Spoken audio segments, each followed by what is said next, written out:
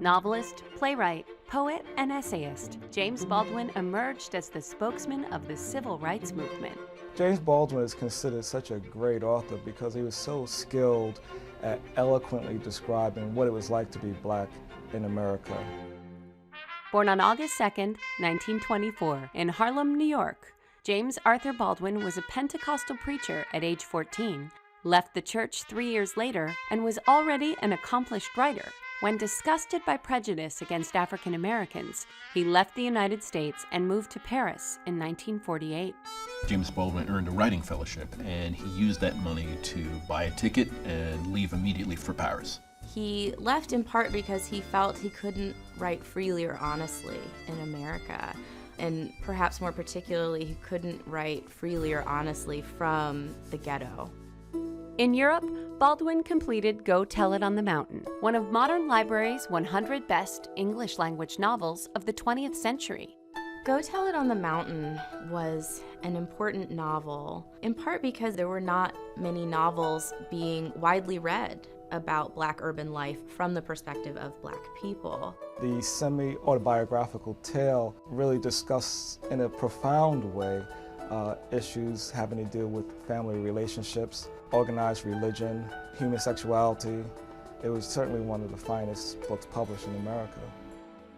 In 1958, he wrote Giovanni's Room, a controversial novel that featured only white characters and explicit homoerotic content. Giovanni's Room is one of the first novels in American literature to tackle the issue of homosexuality. When he published that novel, that was a daring thing to do. That was a taboo topic.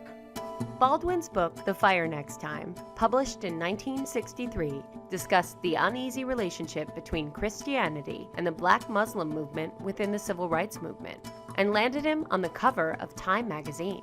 In 1963, he may well have been the most powerful and most compelling and most widely recognized literary voice in terms of his essays, in terms of his relatively popular fiction. He was the voice that was calling America's attention to the prejudice and the racism that persisted in society. It was the year of Dr. King's historic speech, the March on Washington. Everybody read The Fire Next Time. It was an angry outcry at the racism going on in the United States and the burgeoning civil rights movement. With the assassination of major civil rights leaders like Malcolm X and Martin Luther King, Baldwin returned to Europe, where he lived most of his adult life, and continued to reflect the racial upheaval of America through his work.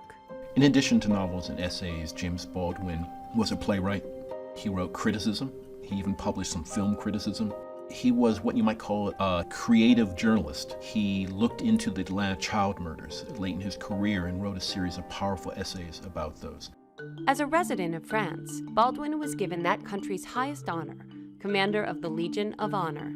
He died from stomach cancer on November 30th, 1987, in Saint-Paul-de-Vence, France, and was buried in Harlem, New York. His writings had an enormous impact on American society. He reflected the times and remains a powerful source for an understanding of a vital period of our national history, the Civil Rights Movement, the most important moral crusade of the late 20th century.